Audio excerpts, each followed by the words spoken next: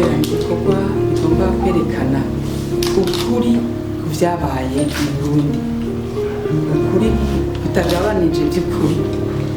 Nico gituma ivyo bikorwa turakeza abariko barabikora muri uwo mugwi n'abafasha biwe, ivyo bakora na wenyene bari kumwe n'abafasha biwe. Ivyo bikorwa ni ibikorwa vy'iteka bizotuma abarundi bamenya ukuri, uko kuri nako kukazodushikana kuri bwa butungane nyakuri. Turabishima rero muri Afode cyane bose. Ntituvuga nka babandi bavuga ngo kuzura kaboze, oya, nibabikore by'ukuri kugira abantu babone neza ati burya abantu bishwe batawe, reka numva ntibahambwe, baratawe. Rero reka tumenye ukuri by'ukuri, reka tureke kuma dupfukafuka.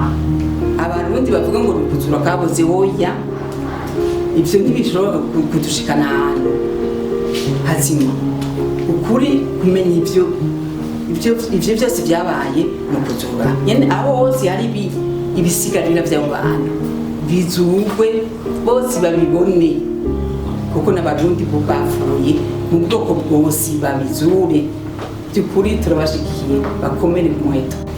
Ubwo batotejwe n'intambara zashiye muri kino gihugu nyinshi. Hanyuma twariko tuvugana ibijanye na ishamo ryacu rihurikiwemwo n'abapfakazi n'imfuvyi bazize izo njyane. Ariko ndamubwira nti turakeneye gushigikirwa vy'ukuri, turakeneye gushigikirwa. Abapfakazi n'imfuvyi bagize ibikomere byinshi nk'uko yabivuze. Avode yacu yavutse, icatumye ibaho ni byazananye n'urupfu rwa Ndadaye Melchior, umuperezida wa mbere yatowe biciye mu matora. Hanyuma yapfuye wenyene, hariho abo bari kumwe, abafasha biwe barajanye, barapfanye. Hanyuma twavuganye yuko muri Avode turi kumwe, turi abo basigwa babo n'abandi twaciye twugururira n'abandi b'imbere yaho bagiye bicwa 65, 72, 93 n'abandi.